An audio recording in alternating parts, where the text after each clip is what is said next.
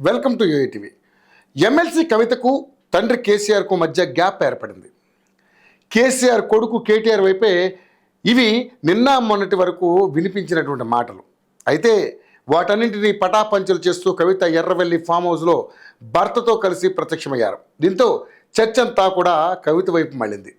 Form హౌస్కు వెళ్ళి మరీ కేసీఆర్ను కవిత కలవడం ఇప్పుడు రాజకీయంగా ప్రాధాన్యత సంతరించుకుంది. బీఆర్ఎస్లో అంతర్గత రాజకీయ వేడి కొనసాగుతున్న నేపథ్యంలో ఆ పార్టీ అధినేత కేసీఆర్తో కూతురు కవిత మంగళవారం ఎర్రవల్లి ఫామ్ హౌస్లో భేటీ అయ్యారు. ఇటీవల పార్టీలో చోటు చేసుకున్న పరిణామాల నేపథ్యంలో ఈ సమావేశానికి ప్రాధాన్యత ఏర్పడింది. కవిత ఎందుకు కలిసింది, ఆ మతలబు ఏంటన్నది ఆసక్తి రేపుతోంది. అయితే కేసీఆర్తో ఆమె వివిధ అంశాలపై చర్చించినట్లుగా సమాచారం. ఇటీవల కవిత పార్టీ అధినేత కేసీఆర్కు లేఖ రాయడం, బీఆర్ఎస్లో దెయ్యాలు ఉన్నాయి అంటూ సంచలన వ్యాఖ్యలు చేయడం తెలిసిందే. ఈ వ్యాఖ్యల నేపథ్యంలో జరిగిన ఈ భేటీ ప్రాధాన్యత సంతరించుకుంది. పార్టీ భవిష్యత్తు దిశ, అంతర్గత అభ్యంతరాలు వంటి అంశాలపై కూడా ఈ సమావేశంలో చర్చ జరిగి ఉండవచ్చని పార్టీ వర్గాలు వెల్లడించాయి. ఈ సమావేశానికి మరో విశేషం ఏమిటంటే మంత్రి కేటీఆర్ కుమారుడు హిమాంశు కూడా ఎర్రవెల్లికి వచ్చినట్లుగా సమాచారం. ఇక కవిత కేసీఆర్ భేటీ అనంతరం వారు బీఆర్కే భవన్కు వెళ్ళారని కూడా సమాచారం ఉంది.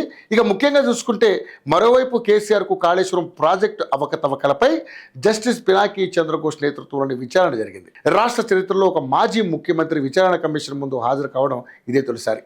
మేడిగడ్డ, అన్నారం, సుందెళ్ల బ్యారేజ్ల నిర్మాణంలో జరిగిన అవకతవకలపై కమిషన్ ఇప్పటికే సంబంధిత ఇంజనీర్లు, ఐఏఎస్ అధికారులు, నిర్మాణ సంస్థల ప్రతినిధుల నుంచి సాక్ష్యాలు సేకరించింది.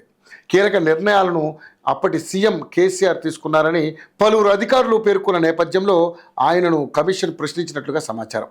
విచారణ జరుగుతున్న సమయంలో బీఆర్ఎస్ శ్రేణులు కాంగ్రెస్కు వ్యతిరేకంగా నినాదాలు చేశాయి. ఈ పరిణామాలు బీఆర్ఎస్ పార్టీలో హీట్ పెంచుతున్నాయి.